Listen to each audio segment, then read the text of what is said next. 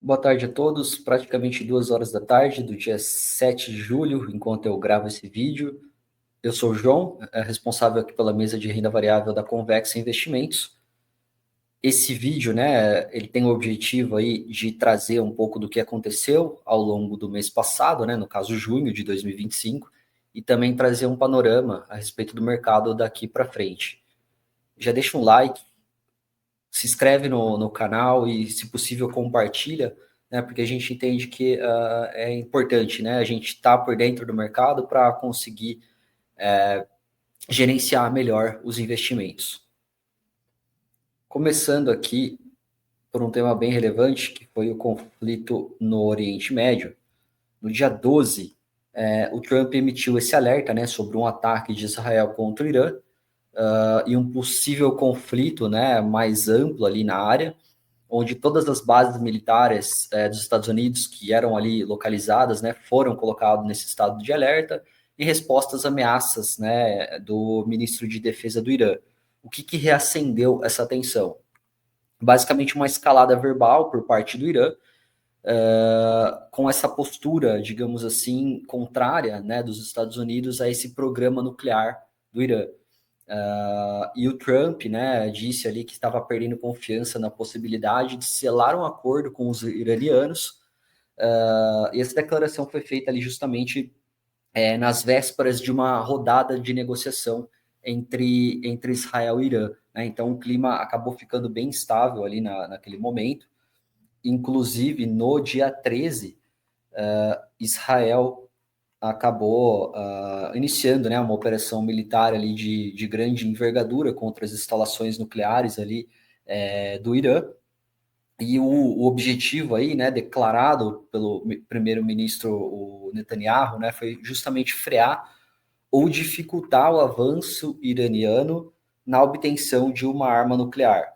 Então, só para deixar né, evidente aqui, o Irã hoje ele possui mais de 400 quilos de urânio enriquecido, né, a 60%, o que é uma concentração muito próxima ao nível armamentista. Né? Então, se toda essa quantidade de urânio fosse enriquecida ao nível ali de 90%, eles seriam capazes ali de fabricar mais ou menos 9 armas nucleares. Né? Então, é basicamente isso que Israel e Estados Unidos estão tentando impedir.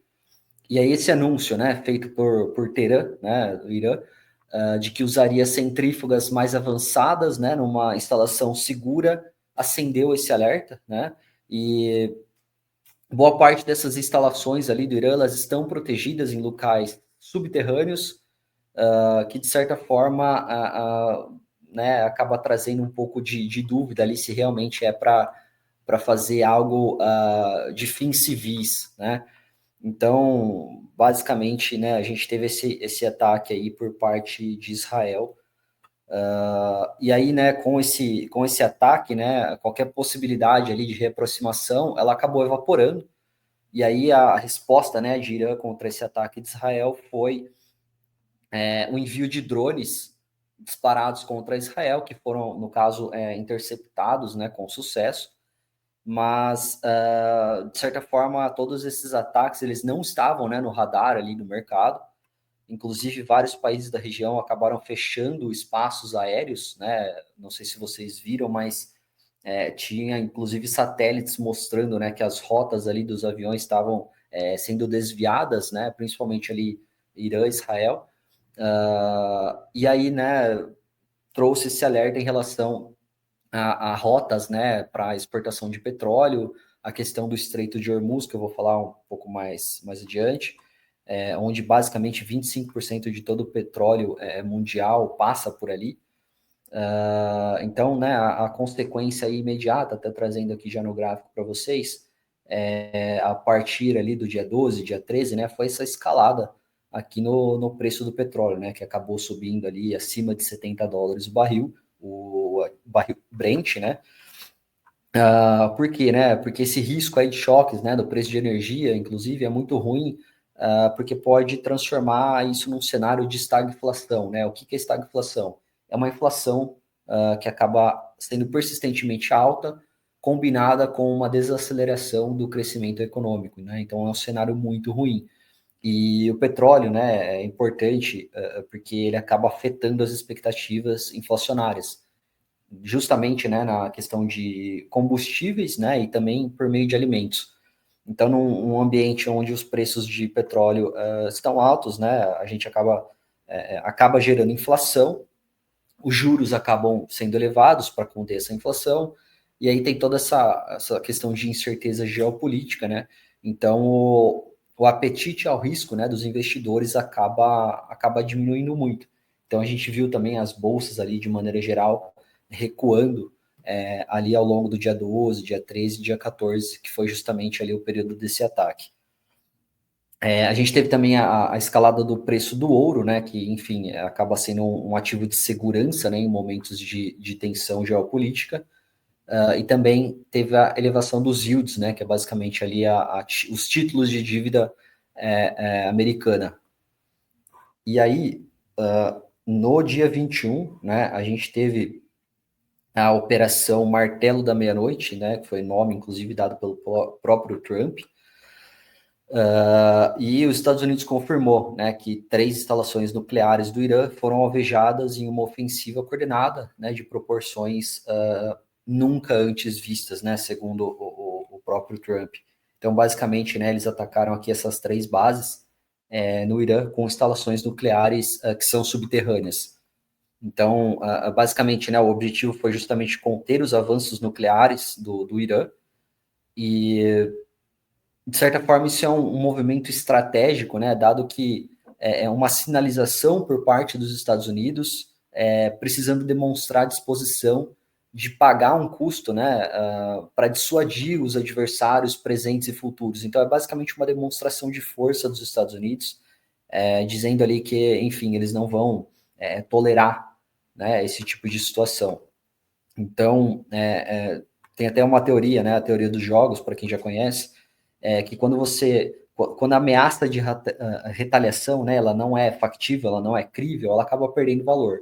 Então, de certa forma, os Estados Unidos acabou se impondo, né, para mostrar que sim, eles, né, seguem aí como o país dominante. E ao agir, né, de certa forma, Washington, né, os Estados Unidos acaba enviando uma mensagem não só para o Irã, mas também a China, a Rússia, né, e qualquer outro país aí que tente desafiar essa ordem global, né, que hoje é ancorada ainda, né, no dólar e nessa hegemonia americana. Então, essa decisão aí, né, do ataque dos Estados Unidos ao Irã é muito menos sobre o presente, né, do Irã, digamos assim, e muito mais sobre o futuro do equilíbrio global, né, que é foi uma aposta de alto risco, sim, mas basicamente para preservar esse status quo ali dos Estados Unidos. Agora, voltando um pouco para a missão, por si só, a missão causou, sim, né, alguns danos ali às capacidades conhecidas do Irã, mas exatamente, até hoje, né, ninguém se sabe exatamente o que foi destruído ou não, né, então isso segue aí, digamos assim, um pouco em aberto, né. E aí, diante, né, de todos esses conflitos, as atenções acabaram se voltando para o Estreito de Hormuz, né, que é basicamente essa passagem, digamos assim, do Golfo Pérsico, né, para o restante do mundo, e ali trafega basicamente 20% do petróleo, né, do petróleo global, né, e essas ameaças, né, do Irã de fechar esse estreito podem bloquear, né, de certa forma, essa exportação de petróleo e acaba, como eu falei aqui anteriormente, provocando um aumento nos preços, né, e até na diminuição da oferta, né, por si só. Então, só para trazer alguns dados, né, hoje cerca de 90% do petróleo importado pelo Japão, né, passa por esse estreito, 45% do petróleo importado pela China, 40% do petróleo importado pela Índia e 60% do petróleo importado pela Coreia do Sul. Então, isso, de certa forma, vou até colocar uma tabela aqui para vocês. Essa tabela aqui, ou gráfico, mostra, né, aqui, principalmente olhando o primeiro quarter, né, o primeiro trimestre ali de 2025, o volume, né, de óleo transportado aí através do Estreito de Hormuz por destino, né, em questão de milhões de barris por dia, é principalmente China, Índia, Coreia do Sul, Japão, né, outros países da Ásia, e a gente tem, né, Estados Unidos e Europa também, mas em um volume muito menor. Então, de certa forma, esse fechamento, né, do Estreito de Hormuz ocasionaria um problema de segurança energética muito mais para países do Oriente, né? Então, em termos de abastecimento, né, não só de preço, tem muito mais países do Oriente sendo prejudicados, né, do que os adversários ocidentais do Irã, como os Estados Unidos, né? Então, esse fechamento do Estreito de Hormuz, na verdade, poderia ser muito mais prejudicial para o próprio Irã do que para os Estados Unidos. E aqui, só, né, traduzindo em termos de preço de petróleo, quando a gente teve ali, né, o ataque, foi no final de semana, né, no sábado, então a gente não teve negociação aqui, né, o último dia ali foi sexta-feira, mas a gente percebeu que o preço do petróleo foi escalando, né, até ali praticamente $80, né, o barril. Quando na segunda-feira, né, quando os mercados abriram, a gente teve essa queda aqui de praticamente 9%, né, no preço do Brent, levando aí ele de volta para os patamares de $70 abaixo. Né? Por que isso? No dia 23, né, que foi no caso ali, né, logo na virada, né, do final de semana para segunda-feira, a gente teve, né, esse, digamos assim, suposto fim, né, dessa guerra aí de 12 dias, com o Trump anunciando, né, esse fim da guerra. Na segunda, né, a gente teve uma resposta do Irã ali aos bombardeios americanos, né, que foram realizados ali no final de semana, mas foi mais um ataque simbólico, né, a uma base aérea dos Estados Unidos no Catar. Então foi uma retaliação ensaiada, né, com todas as feições ali de um gesto voltado a um término, não é, da guerra, não uma escalada, né?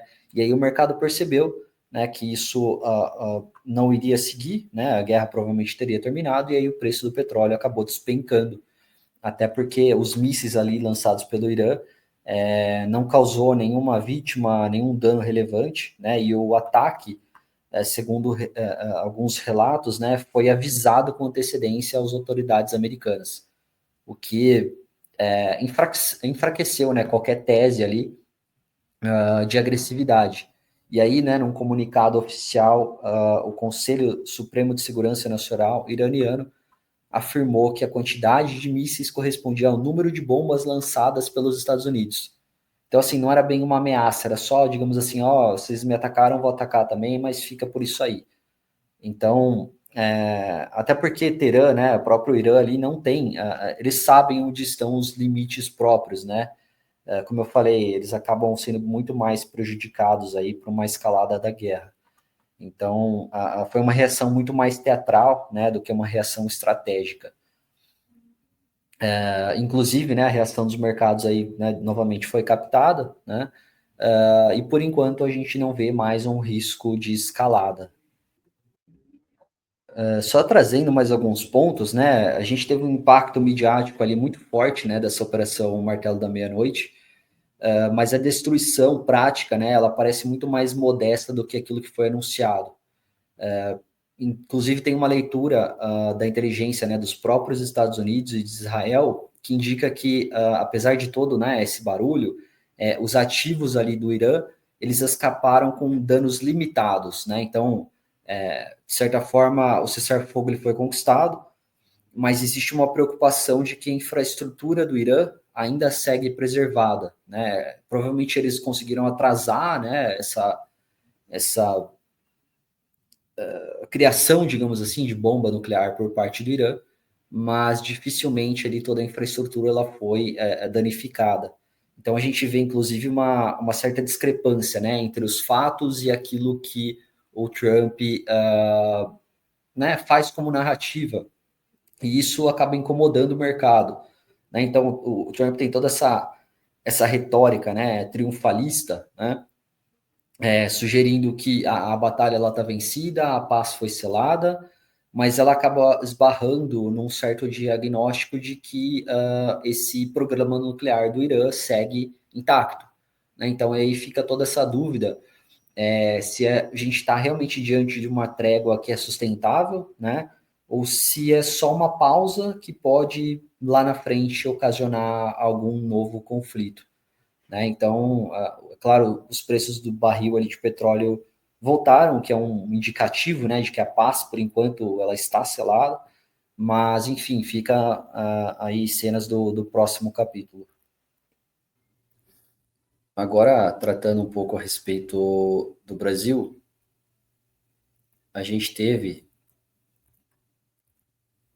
as medidas, né, previstas aí pelo governo como alternativas, né, à alta do IOF, e aqui eu queria destacar algumas mudanças que são importantes aqui para os investidores. Então, teve uma elevação, né, da tributação ali para apostas esportivas, né, de 12% para 18%, padronização das alíquotas do CSLL, né, no sistema financeiro, acabando ali com, né, os benefícios para quem pagava 9%. Então, a alíquota, né, do IR ali sobre JCP indo de 15% para 20%.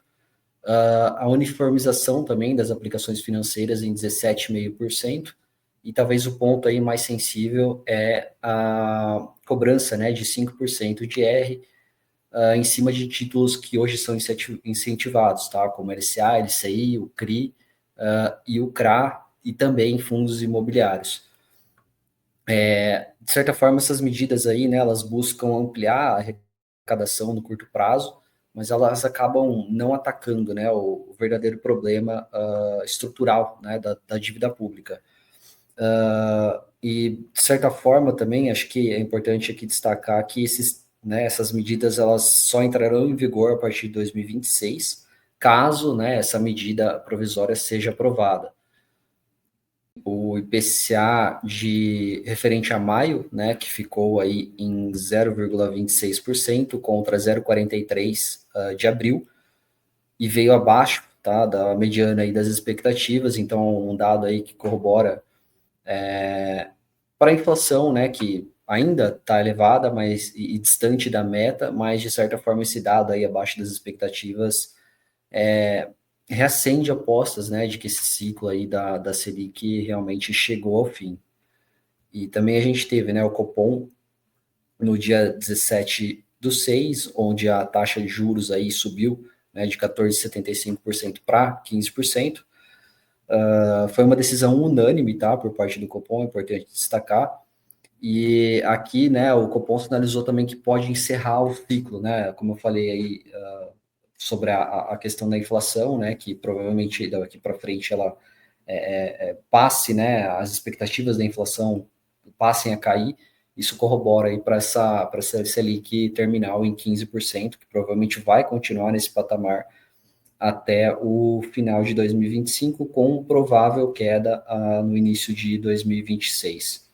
E aí mais um dado, né, que corrobora essa situação, que foi o IPCA 15 referente a junho, que veio aí também abaixo das expectativas, que era de 0,45%, o dado veio em 0,26%. Claro que ainda está distante, né, da meta de inflação aí de 3%, mas acabou vindo um dado um pouco melhor aí. E destaque, né, para a questão da deflação nos alimentos consumidos em casa, e também da queda no núcleo de serviços, que são normalmente mais inerciais, né? Então, de maneira geral, acabou apresentando um dado aí com uma qualidade melhor, e de certa forma é um respiro aí para o mercado. Inclusive, o boletim Focus, né, semana a semana, vem apresentando aí quedas nas expectativas de inflação para 2025 e também para 2026. Voltando aqui no tema a respeito de IOF, no dia 26 agora de junho, o Congresso consolidou aí derrota, né, do governo, onde, né, esse projeto de decreto legislativo revogou, né, o aumento aí do IOF. E é importante destacar que ele passou com folga, tá? Foram 383 votos favoráveis na Câmara, contra apenas 98, e ele também foi aprovado no Senado. E é a primeira de um PDL desde os tempos do governo Collor. Então, foi uma derrota aí muito reveladora, né, do governo, principalmente demonstrando essa fraqueza política estrutural.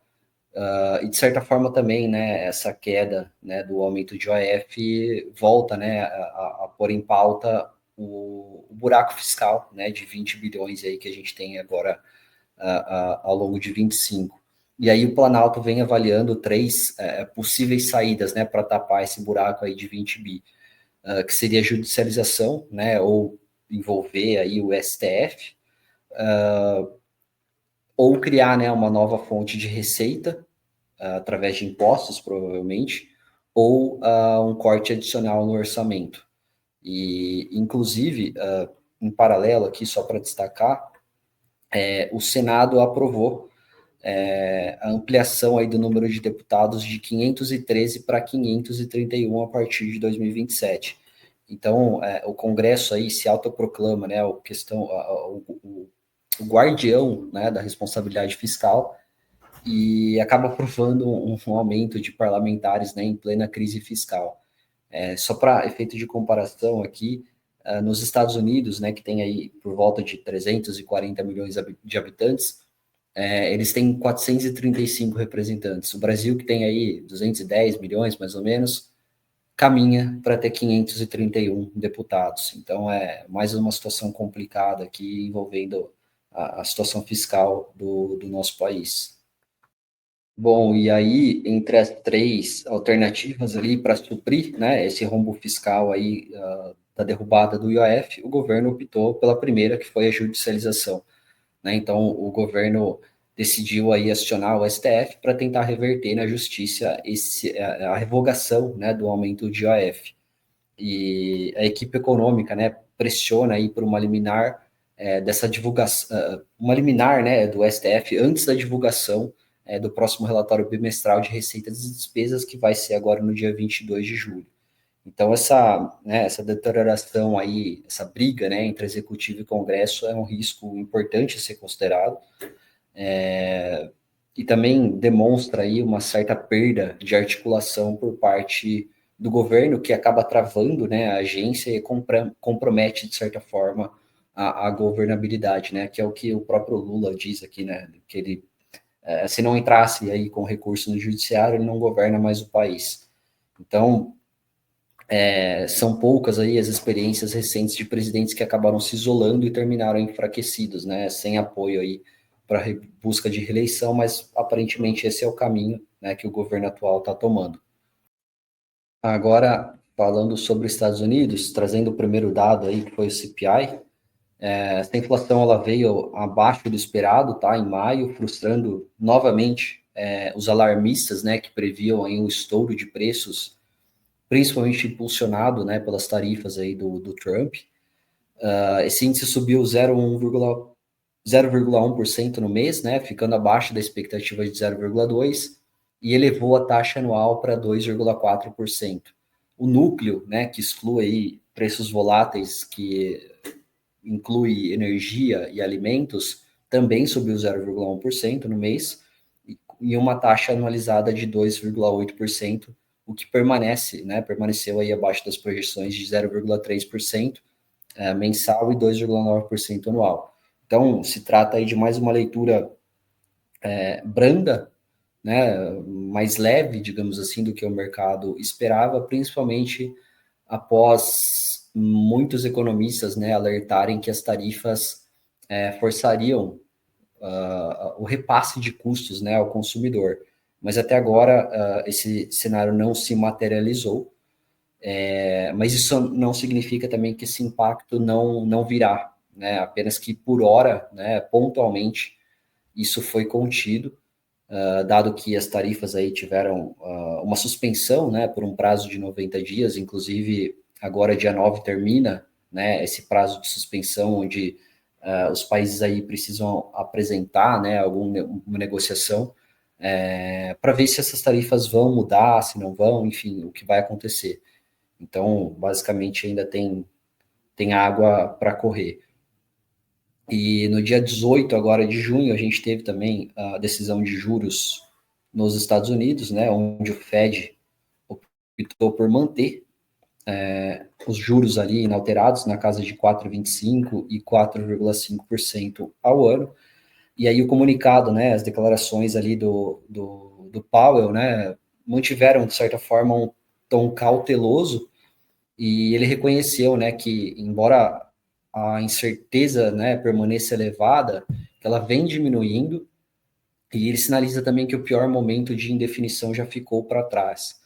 Eles também atualizaram ali algumas projeções, onde eles esperam, né, tem uma expectativa ali de 2 cortes de juros ainda em 2025, e as expectativas de inflação foram elevadas, tá? De 2025, de 2,7% para 3%, 2026 indo de 2,2% para 2,4%, e 2027 indo de 2% para 2,1%. Então ele, enfim, afirmou aí que a economia segue, né, numa posição sólida, destacando a força do mercado de trabalho americano. E, enfim, ele espera que, né, exista uma elevação da inflação nos próximos meses, justamente devido a esses impactos em tarifários, mas que as inflações, né, as expectativas ali da inflação no longo prazo, elas seguem bem ancoradas. Então, de certa forma, isso acaba fazendo com que o Fed espere, né, um pouco mais para decidir aí se vai realmente descer os juros ou não. Outro ponto bem relevante para trazer aqui sobre o mercado americano foi que a Câmara, né, dos Deputados ali dos Estados Unidos aprovou, né, por 218 a 214 votos, o pacote fiscal de 3,4 trilhões, tá, proposto aí pelo Trump. E esse plano, basicamente, ele amplia isenções fiscais, né, promove cortes de impostos e impõe restrições a programas sociais. Segundo o escritório, né, de orçamento ali do Congresso, os cortes, eles totalizam cerca de 4,5 trilhões nos próximos anos, compensados aí parcialmente, né, o que leva esse pacote para 3,4 trilhões.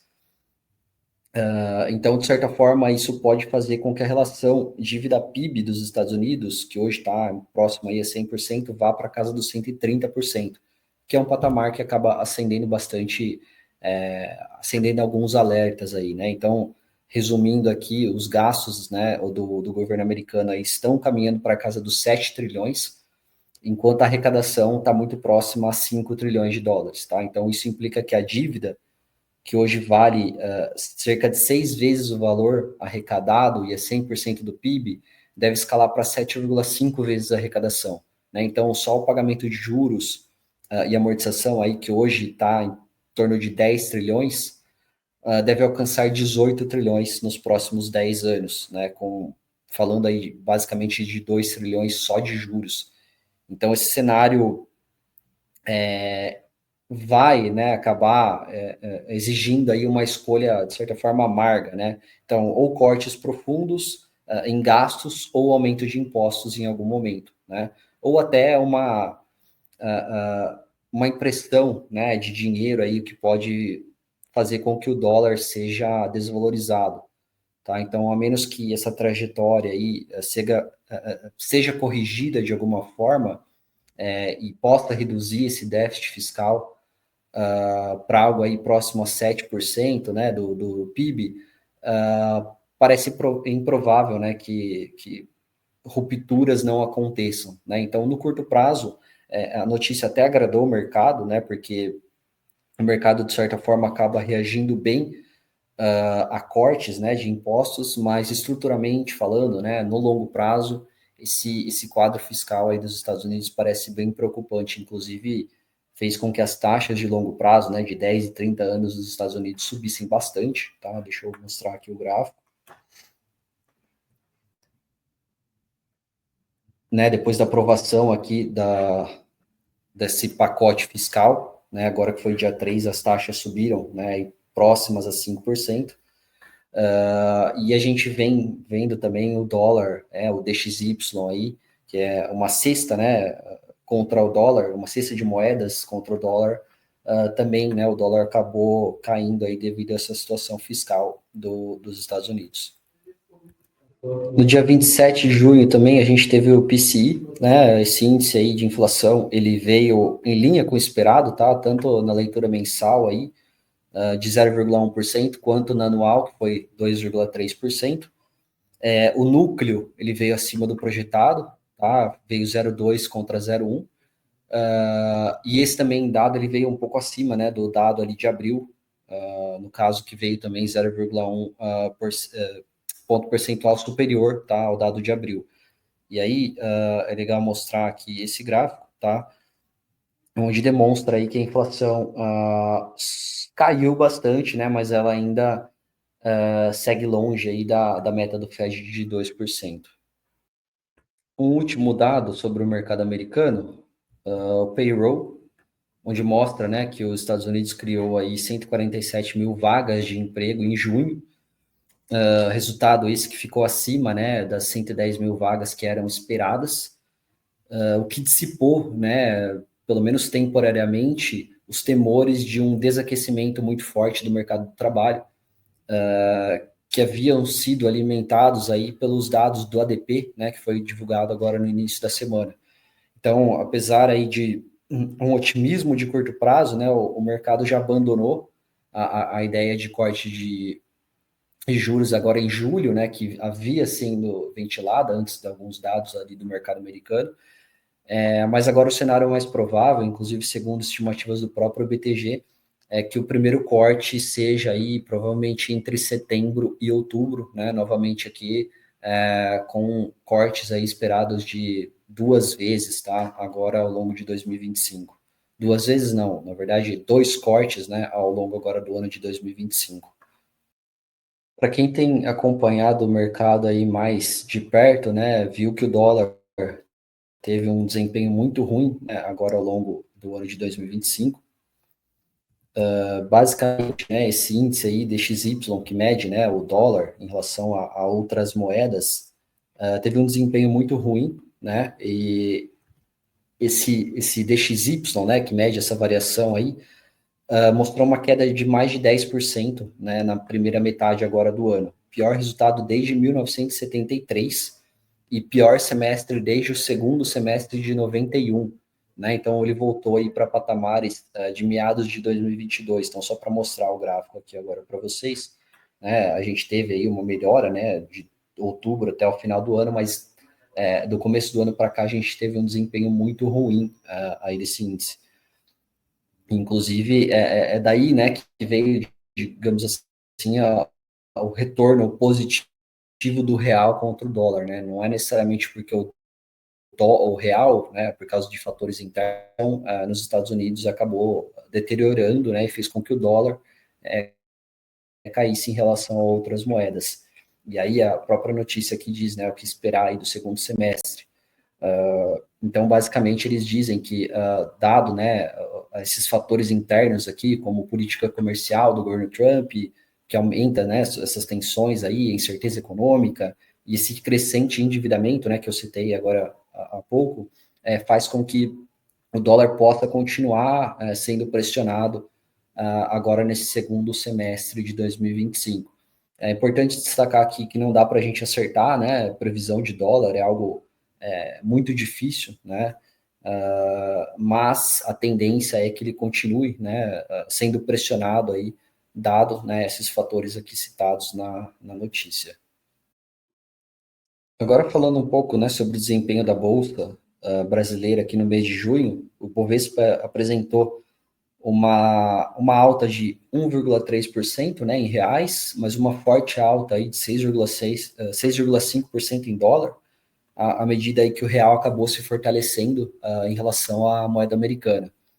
No acumulado do ano, o Ibovespa aí apresenta um retorno de 31,2%, né, em dólar, e esse desempenho é muito forte, né, mas ele não é diferente do que a gente está vendo em outros mercados aqui da América Latina, né? Então, o Chile subiu aqui 30,9%, o México 28,7%, e a Colômbia 30,9%, né? Então, é justamente por essa rotação, né, que a gente está vendo do mercado americano para países emergentes.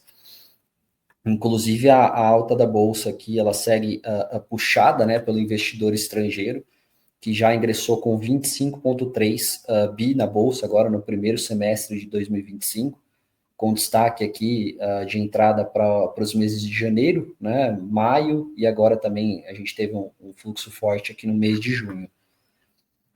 E apesar, né, desse rally aí de 15,4%, né, por cento aqui do Bovespa, até, né, nesse primeiro semestre, em real, tá? E de 26,4% do índice de small caps, a bolsa brasileira ela segue barata, né? Então o múltiplo aí PL estimado, né, para os próximos 12 meses, ele está em 9,1 vezes, tá? Aqui excluindo Petro e Vale, que acabam distorcendo um pouco esse índice.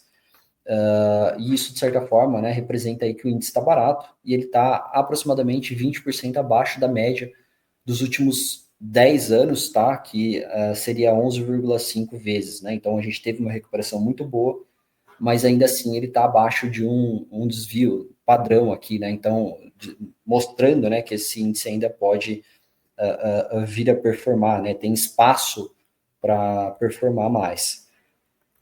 E aqui, trazendo esse outro gráfico, né? A gente tem aí uma aproximação, né, do ciclo eleitoral agora em 2026, o que aumenta, né, essa probabilidade aí de mudanças, né, na política fiscal e poderia fazer com que o prêmio de risco, né, da curva de juros reais feche, né, ou esse prêmio caia.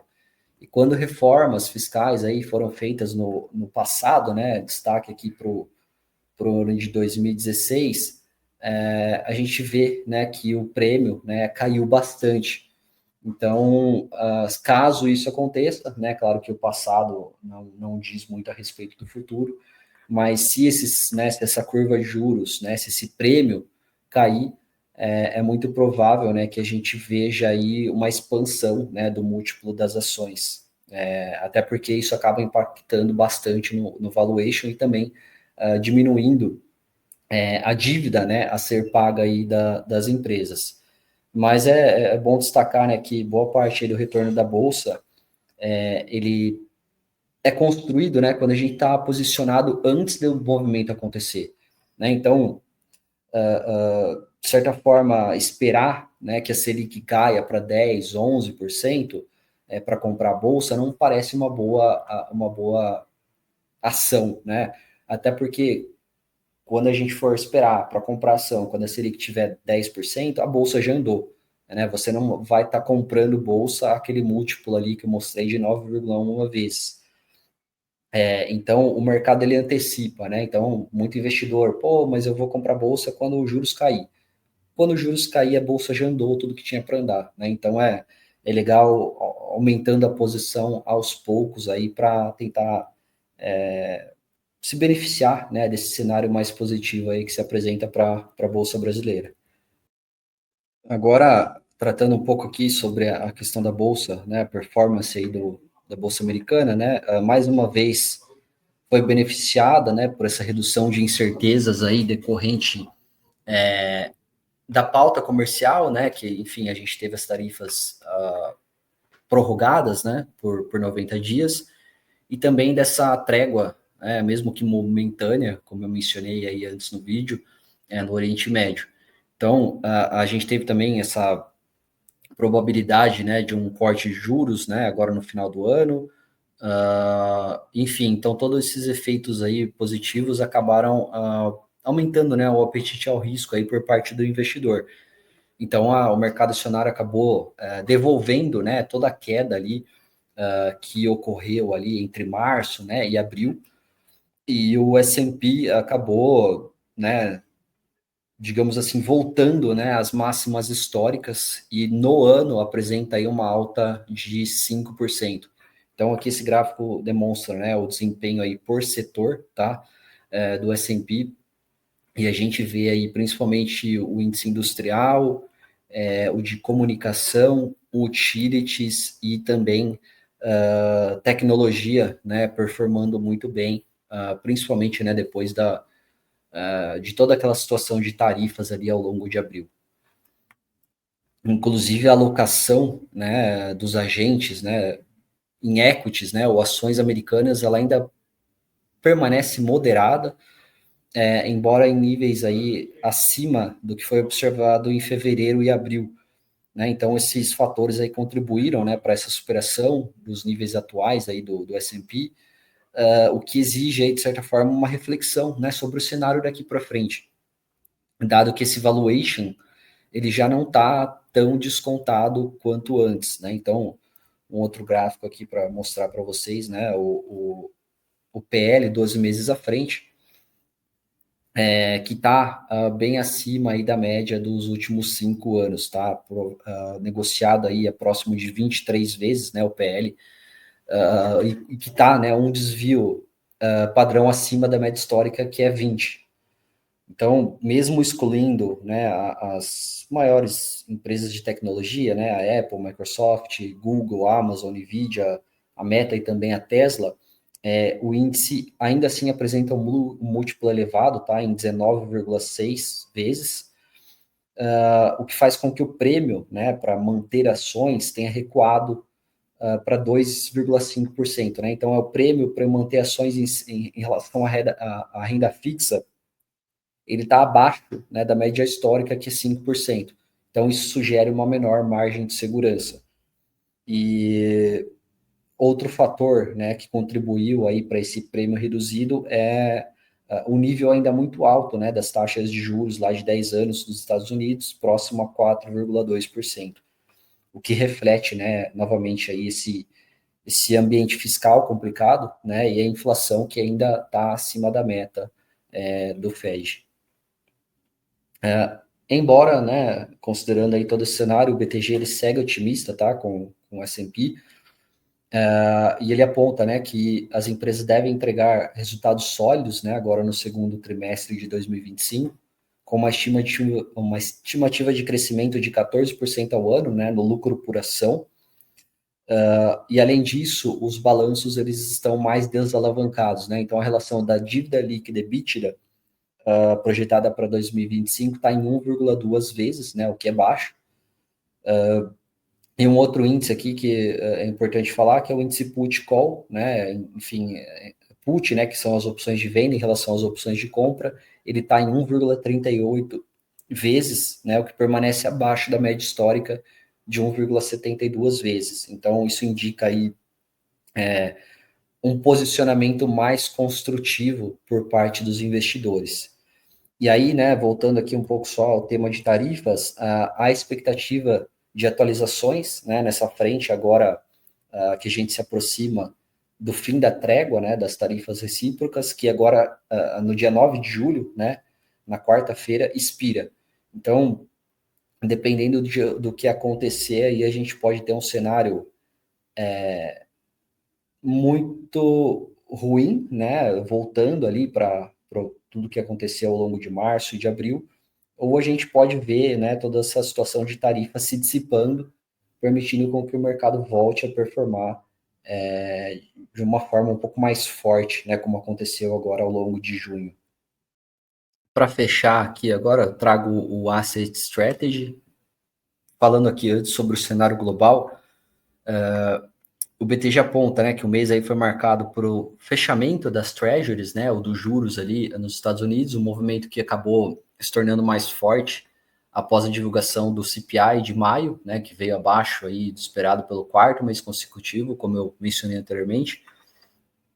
Eles dizem também aí que a decisão do Fed, né, de manter a taxa de juros inalterada sinalizou cautela, mas teve alguns comentários, né, de membros votantes ali do Fed, indicando que pode haver espaço para uma reabertura do ciclo de cortes na reunião de julho, embora isso tenha se dissipado agora, né, no começo do mês, dado que essa strategy saiu, né, no primeiro dia, a gente já viu uma mudança no cenário, onde os cortes de juros agora estão precificados para setembro, né, ou outubro, mas de certa forma isso contribuiu aí, né, para uma flexibilização monetária que permitiu com que ativos de risco performassem um pouco melhor. Aí no campo geopolítico, né, essa menor percepção de risco, de interrupção, né, no fornecimento de petróleo ali por parte do Irã, acabou também reduzindo aí esse prêmio de inflação, E aí, né, fez com que os ativos de risco aqui novamente se tornassem aí mais atrativos, o que levou o S&P a renovar a máxima histórica, e o dólar, mais uma vez, aí encerrou o mês em queda, né, frente aos principais pares. Novamente aqui, destacando, né, que é uma medida, o dólar, né, em relação aos pares, ele é medido por esse índice chamado DXY. E aqui no Brasil a gente teve, né, a comunicação do Copom, que foi mais dura, né, do que o mercado esperava, ajustando aí a taxa de juros para 15% ao ano, e apontando, né, que esses juros, né, ou essa taxa de 15% provavelmente vai ser mantida aí por um período maior. Mas o mercado, né, tem aí um consenso, né, de que dificilmente, né, o BC vai subir essa Selic novamente, e é mais provável que comece a cair, tá, ao longo de 2026, do início de 2026. Aqui, né, um gráfico onde mostra a performance do DXY, né, menos 10,6, e a performance do real, né, que em relação ao dólar, aí, positivo em 13,7%. Então, né, resumindo aqui, o BC está à espera, né, de um maior enfraquecimento ali nos dados de emprego e salários reais, porque só assim, né, eles vão ter um pouco mais de confiança, né, para suavizar esse tom aí na política monetária e pensar, né, em realmente iniciar aí o ciclo de corte de juros. O BTG, né, dado todo esse cenário, enxerga, né, que a Selic vai ficar em 15% até o final do ano, com possível, né, início do corte de juros entre março e abril de 2026. E para as estratégias de alocação, né, o BTG recomenda aí elevar a posição de renda variável para o nível neutro, porque, enfim, acredita que as classes de ativo, né, com maior risco aí, elas podem, né, estão diante de um ambiente um pouco mais positivo nos próximos meses. Como eu informei anteriormente, o Brasil segue barato, né, muito descontado, e a gente tem essa possível rotação, né, política, e também o cenário nos Estados Unidos que permanece conturbado e pode continuar trazendo fluxo, né, de investidores estrangeiros aqui para a nossa bolsa. E aí aqui, desempenho, né, ao longo do mês de junho, a gente teve o CDI em 1,1, inflação curta aqui, né, 0,45%, enquanto a longa subiu 1,86%, dado que a curva de juros mais longa fechou, né, no mês. Assim como o pré-fixado longo, que acabou performando muito bem, né, com 3,53%. O índice aqui de multimercados, né, performou bem aqui também, um pouco acima do CDI, em 1,14%. Ibovespa, 1,33% no mês. Small Cap subiu 1,04%. Destaque aqui para o setor financeiro, né, que subiu 1,52%. Fundos imobiliários novamente com uma performance positiva, mas ainda esse mês apresentou, né, um retorno aí um pouco abaixo do CDI. O câmbio, né, que está negativo aqui, indica que o dólar em relação ao real se desvalorizou, né, fechando aí em 5,43. Criptoativos, né, medida aí pelo Hash 11, caiu menos 2, né, caiu 2,24%, e o ouro teve uma performance positiva aqui em dólares de 0,42%. E aqui, né, teve algumas mudanças aí na alocação por classe de ativo, então indo aqui para o perfil conservador, né, a renda fixa diminuindo aí em 5%, tirando tudo do pós-fixado, né, e aumentando esse 5% em ações, né, com 3% Ibov e 2% para small caps. No balanceado, reduzindo 7,5% da renda fixa, com 5% em pós-fixado e 2,5% em inflação, e aumentando, né, esse 7,5% ali da renda fixa em ações, com 2,5% para Ibov, dando um peso maior aqui para small caps, né, em 5%, e aqui no sofisticado, reduzindo 8% de renda fixa, tirando 5% de pós e 3% de inflação. E aqui, novamente, os 8% também vêm para ações, com 2% para Ibov e 6% para small caps. Então, passou aqui, né, a renda variável, estava aqui, né, entre underweight e neutro, acabou passando aí para o nível neutro, né? Então o BTG recomenda, né, de certa forma, esse aumento aí na posição de renda variável.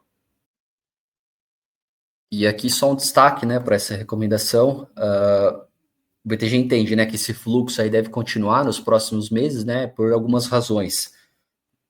Apontando, né, o fim do ciclo de alta de juros, um dólar americano estruturalmente mais fraco, né, mantendo esse fluxo estrangeiro positivo para o Brasil, o Equity Risk Premium do Ibovespa, que ainda segue, né, em níveis atrativos, e o ciclo econômico, né, em sua visação aí do crescimento, né, sem choques, né, digamos assim, dos lucros, né, das empresas no curto prazo. E eles ressaltam aqui, né, que no segundo semestre a antecipação do debate eleitoral pode adicionar risco dos dois lados, é claro, mas eles acreditam, né, que os gatilhos aí dão fundamentos suficientes, né, para que o retorno aí da posição, para recomendar, né, esse retorno aí da posição neutra em renda variável. E aí, né, para quem pensa, né, realmente em aumentar aí a posição em renda variável, mas não sabe que ativos escolher, o BTG tem as carteiras recomendadas, tá? Então, entra em contato com o assessor para pedir essas carteiras e para ajudar, né, numa melhor alocação da renda variável, porque não é simplesmente alocar em bolsa, né? Às vezes a gente tem que ser um pouco mais seletivo, dado que teve alguns ativos que performaram muito bem, né, agora no primeiro semestre de 2025, e estão um pouco caros, né? Então a gente tem que ser um pouco mais seletivo e procurar esses ativos aí que são um pouco mais baratos e que também estejam alinhados, né, com o perfil de risco de cada um dos investidores. Então, por esse mês é isso. Se tiver alguma dúvida, pode deixar no comentário, né? Eu estou colocando também um link aqui para baixar esse Asset Strategy. E, enfim, se tiver alguma dúvida também, entre em contato com o teu assessor. Obrigado e até o mês que vem.